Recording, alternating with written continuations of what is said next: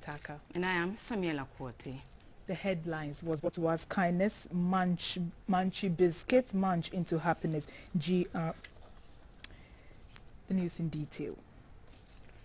The Governing Council of the Millennium Excellence Foundation has conferred a cardinal on Cardinal Peter Appiah Texan, a Catholic cardinal, a special award, the Motivation and Religion Award.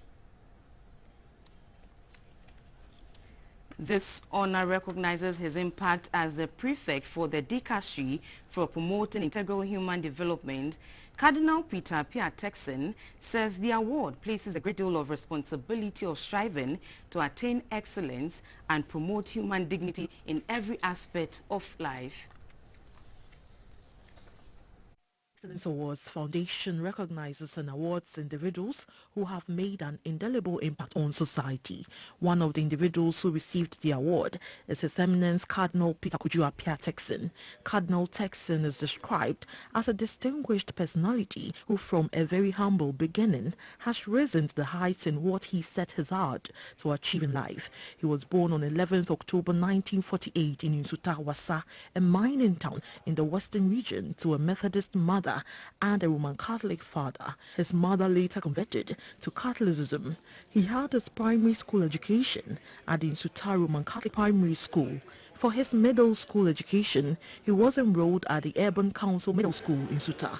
Secondary education saw him at the St. Teresa's Minor Seminary in Amisano as a seminarian for the priesthood for the Archdiocese of Cape Coast. He pursued an integrated course in philosophy and theology at the St. Peter's Regional Seminary in Pedu, Cape Coast, from 1969 to 1971 before going on to study theology at St. Anthony on Hudson Conventual Franciscan Seminary in New York, where he graduated with Master of Divinity and Master of Theology degrees. He returned to the Archdiocese of Cape Coast in 1975 to be ordained to the Holy Priesthood. Since then, he has played major roles in the Catholic Church in Ghana and at the Vatican. In 2003, Pope John Paul II created and proclaimed him Cardinal Priest of St. Liborio in his final consistory. He is the first Ghanaian cardinal and was one of the cardinal electors who participated in the papal conclave of 2005, which elected Pope Benedict XVI. Pope Benedict appointed him as a general relator of the Second Special Assembly for Africa of the Synod of Bishops, with the theme The Church in Africa, at the service of reconciliation, justice and peace. On his stellar career, the Millennium Excellence Awards Foundation has conferred on Cardinal Peter Appiah Texan a special award, Motivation and Religion. I'd like to thank you, the foundation, the Millennium Excellence Foundation, and its Board of Governors, for finding me worthy of this award. So to talk about anybody having excellence is to approximate somebody to the heavenly, to the divine, as it were, to the thing that exalted is on high. And that is what I find in this celebration as a challenge. I suppose that in granting me this award, you're reminding me that there's something of mine which should be heavenly or which are sought to be heavenly, which should be godlike or which are sought to be godlike, and which needs to maintain that character. The Vice President, Dr. Mahamudu Bawumia, says Cardinal Texan's award is a fitting tribute to his contribution to Christianity, the Catholic Church, and Ghana. Every aspect of Cardinal Texan's life, whether his diverse family background, his commitment to priesthood, his dedication to teaching, or his patriotic service to the nation as chairman of the Peace Council and other tasks, there's so much we can learn from this noble man. Your Eminence, you are a deserving recipient of this great honor, and I warmly congratulate you. Ayiko. Cardinal Peter Appiah Texan encouraged Ghanaians to let their actions reflect Ghana's coat of arms of freedom and justice.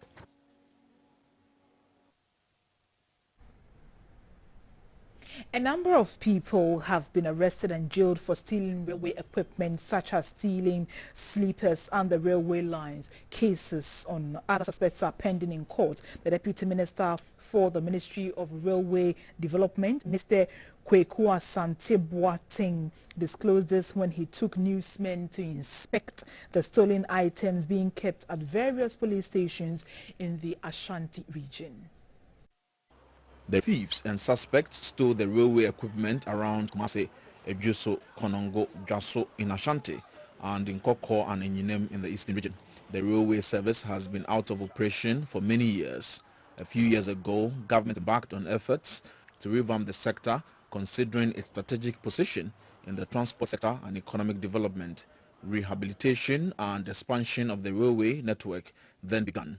Items stolen ran into millions of Ghana cedis. The Deputy Minister for Railway Development, Mr. Kweku Asante Boateng, was worried about the development and appealed to Ghanaians to help expose the criminals. He said the steel sleepers, though part of the old lines, could still be reactivated to run parallel with the new ones. They first read along the lines, they unbolt the steel sleepers, and they use gas welding machines just to cut them and load them into vehicles and transport them to wherever they're going to sell. So we need the cooperation of the public at large. We need that of the police also to be watchdogs, every individual, every community. And we need the cooperation of the press as well. The Ejusu Divisional Police Commander, ACP Stephen Tani Ingisa, said the criminals have stolen almost 8 kilometers of Jaso, Konongo and Adieso stretch of the railway network. On the 20th of this month, also the assemblyman at the Duapompo electoral area also informed us that he has also had an information that some criminals have also cut about 66 pieces of rings. That if you don't go there, maybe they will come and convey it with that. So you manage when there and brought them there.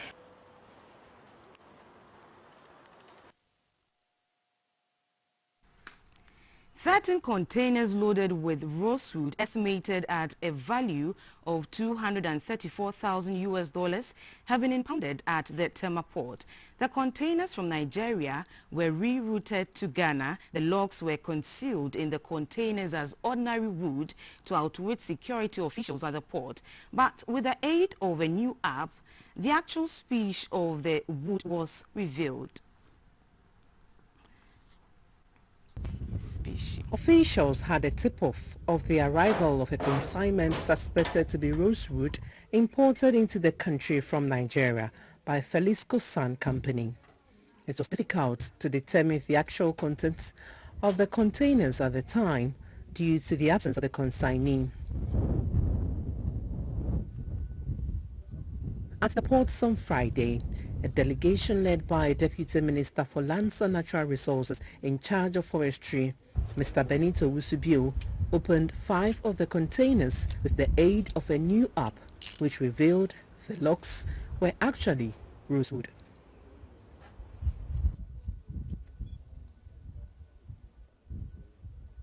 Mr. Benito Usubio termed the impoundment as a major breakthrough. The 5 containers that were opened were confirmed as rosewood. Therefore, randomly, a sieve container was picked up and opened. This also contained round logs of rosewood. The documentation provided shows that the rosewood was imported from Nigeria, and the consignee is Felisco Sand Company Limited. Ladies and gentlemen, I wish to remind the general public that the trade in rosewood, either import or export, remains banned, and therefore its trade is illegal in Ghana. Our intelligence has thus been confirmed that some unscrupulous individuals, with the aid of some shipping agents, may be importing and re-exporting rosewood from Ghana. The country's porous borders have been a major drawback to the fight against the trade in endangered species, of which Ghana is a signatory. Currently, there is a ban on the trade of rosewood in Ghana. The remaining 8 containers are to be opened on Tuesday to establish the actual contents of the containers. For GBC News, Clara Mlano reporting.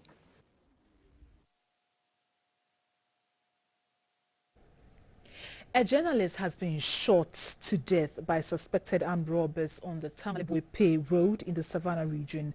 According to the Northern Regional Police Command, the incident occurred at around the Mpaha Junction on Monday at about 7 p.m. A statement signed by the officer in charge of Buipe, Chief Inspector George J.C. and addressed to the coroner in Tamale indicated that the police officer rushed to the scene, but the robbers had fled through the bush before their arrival. The victims, Umari Abdul Hakim and Talu Ahmed, were met at the scene with gunshot wounds. They were traveling on board a Toyota Haze vehicle with registration number GT7405-16. On reaching a section of the road not far away from the Mpaha Junction, a number of armed men suddenly emerged from the bush and opened fire on them, deflating their tires in the process and forcing the vehicle to stop. Some of the bullets penetrated the vehicle and hit the 2 victims. The armed men then robbed them of their mobile phones and an unspecified amount of money and fled. The victims were rushed to the Buipe Polyclinic for treatment and were later transferred to the Tamale Teaching Hospital for further treatment, but upon arrival, victim Ahmed, a journalist who was on an assignment in Ghana from the London-based television channel MTA International, was pronounced dead. The body was deposited at the Tamale Teaching Hospital mortuary for preservation and autopsy.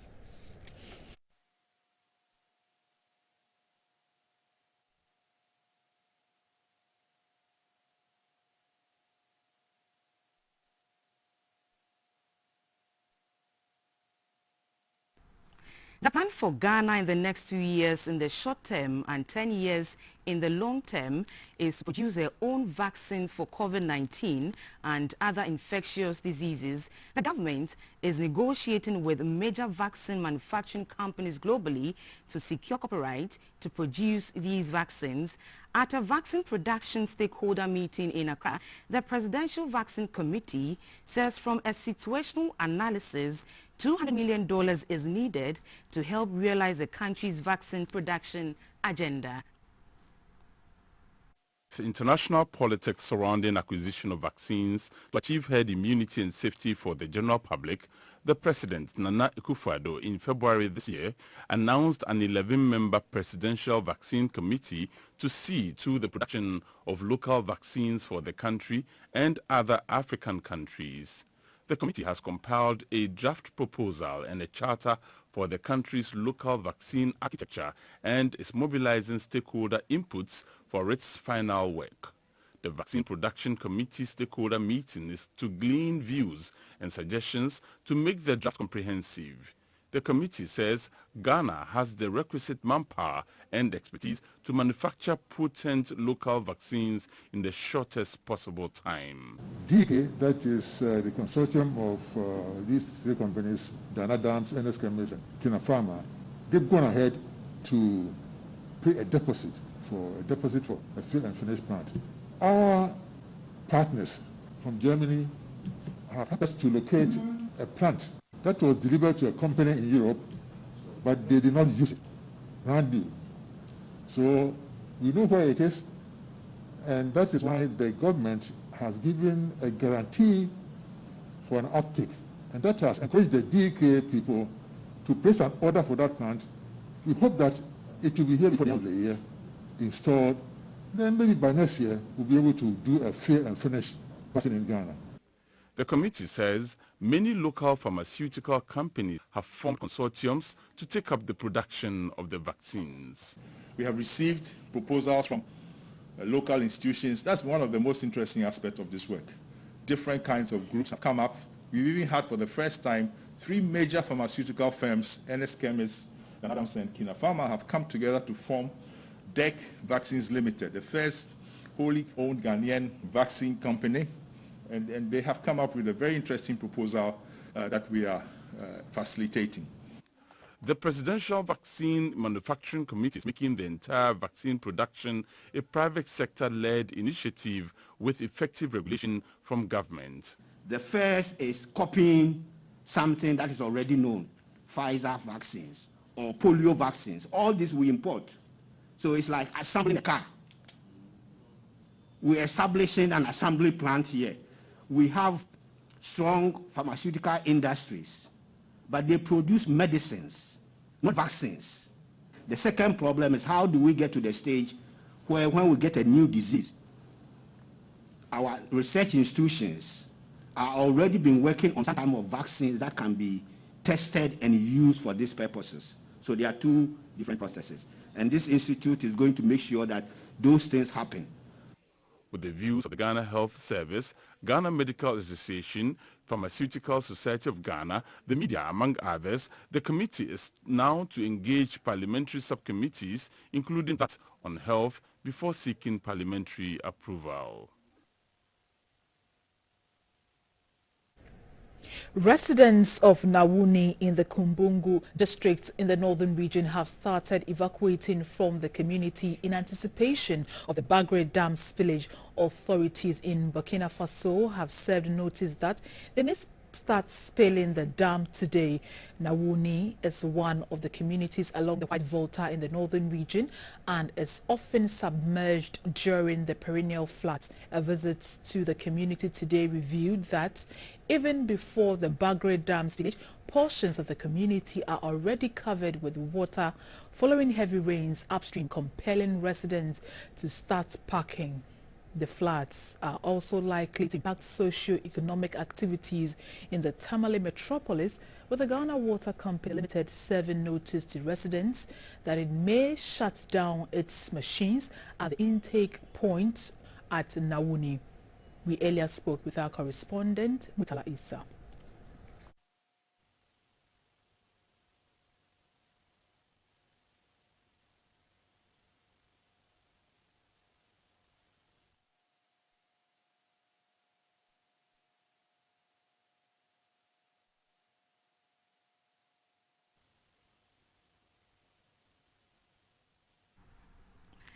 Some farmers in the Upper East region are bracing themselves for the impact of any impending floods that could follow the spillage of excess water from the Babi Dam in Burkina Faso.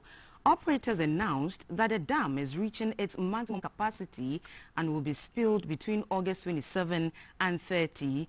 Earlier, correspondent Samuel Ayama gave an update of the situation.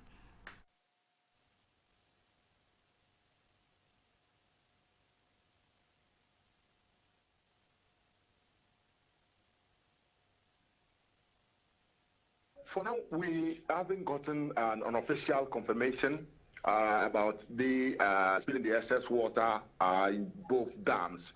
But we were told for a couple of days now that they will start the spilling today. What happens is that when they start, it takes 72 hours before it gets to our part of the region here, because this has been the entry point, the Galaka community to be precise, in the Boko West district of the Upper East region. Every year, the spillage of the dam coincides with the torrential rains. For the past 2 weeks, we have been recording heavy rains here in the Upper East region. This time around, compared to last year, and NADMO has they've collaborated very well with the stakeholders, the chiefs, the opinion leaders living along the White Volta. So they themselves, when we moved around, realized that the message has really gone down well with the people. They are fully aware of what is going to happen between, like, from today to 30th. So they started moving. Some started, those whose crops are matured enough, they harvested them, but that was just a peanut, because we realized that majority of the crops, particularly maize, is not matured yet for harvesting. So they haven't gone close, but they are aware fully that they are going to start the spilling. But what they are waiting for is to start counting their losses, because most of the crops along the White Water is not ready for harvesting.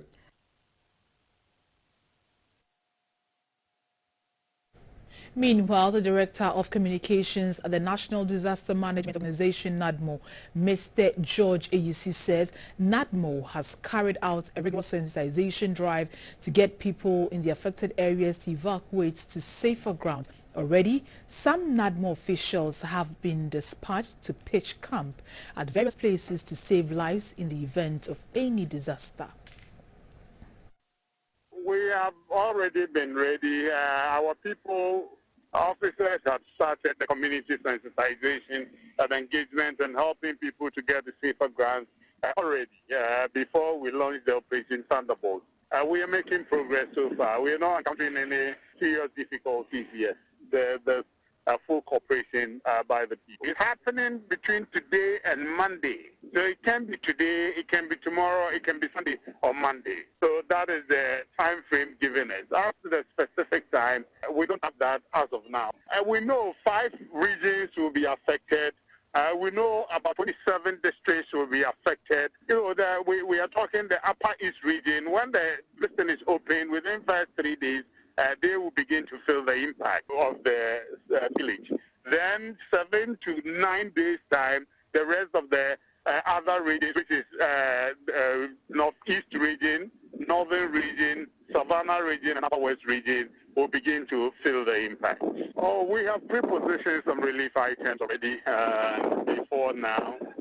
That's how come when the incident happened in Upper West, we're able to support them. Yes, we have pre-positioned some food items and other relief items. They will need all.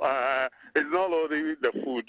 They will need all the relief items that will be available for them. We are looking forward to the expedited completion of the Polugu Dam, which will save, collect the excess spilled water and will save many lives and property going forward. So that is what we are looking forward expectantly to, the completion of the Polugu Dam.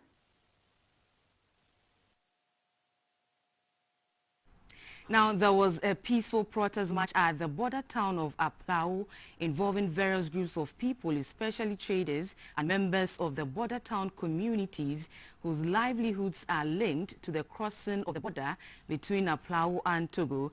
The protesters, who are calling for the reopening of the border, marched from Denu to the Victoria Park at Aplau.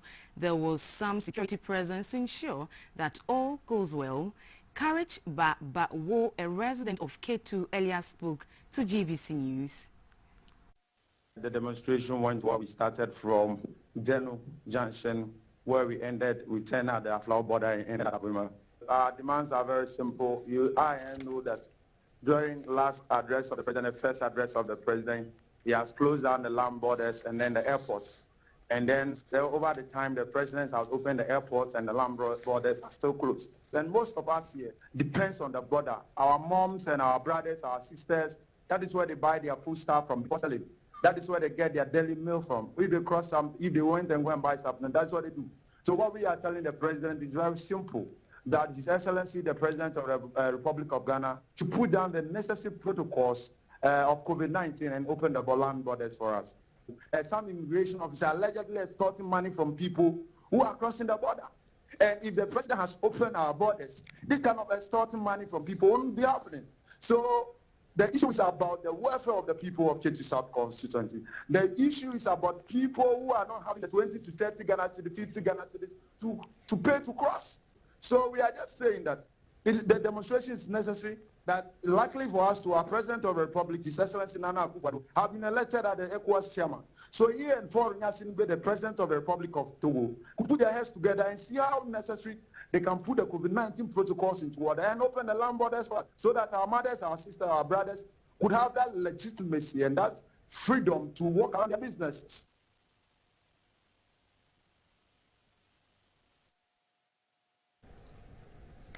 You're watching News Hour live on GBC News, your news and governance channel. We are also live on GTV and on Facebook at Ghana Broadcasting Corporation.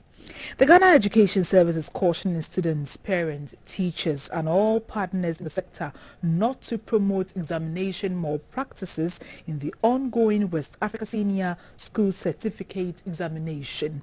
At a media briefing in Accra, the Director General of the GES, Professor Kwesi Opoku-Mankwa, said The service is collaborating with stakeholders in the sector to make examination of practices very costly. Last week, news broke that the Food and Nutrition Practical Paper in the ongoing West Africa Senior Secondary School Examination Certificate WASI had leaked, though the West Africa Examination Council WAEC came out to deny the report of leaked papers. Similar reports keep resurfacing. At a media briefing to address issues in the education sector, the Director General of the Ghana Education Service, Professor Kwesi Opoku-Amankwa, cautioned all stakeholders, especially parents and students, not to engage in such practices. The students, the teachers and staff, parents, we are cautioning that we should not be tempted to urge them to engage in any examination malpractice. Professor Opoku-Amankwa also addressed the issues of upgrades, promotions, transfers and condition of service among teachers. The backlog of upgrades that has made news for some time had to do with people who went on study leave or who pursued programs without approval. In our records now, about 14,997 people who pursued programs without approval. The unions interceded on their behalf, and we've upgraded them. Overall, we've done about 24,000 of the upgrades from at all levels, but 14,997 of them, in principle, do not deserve it. In principle, they do not deserve it. But we worked with the unions and we agreed for those whose courses are courses that we require, we have upgraded them. On the preparation of the Common Core Curriculum for the senior high schools, he said that could not be done for schools and teachers due to COVID-19, but would soon be introduced after the necessary preparations.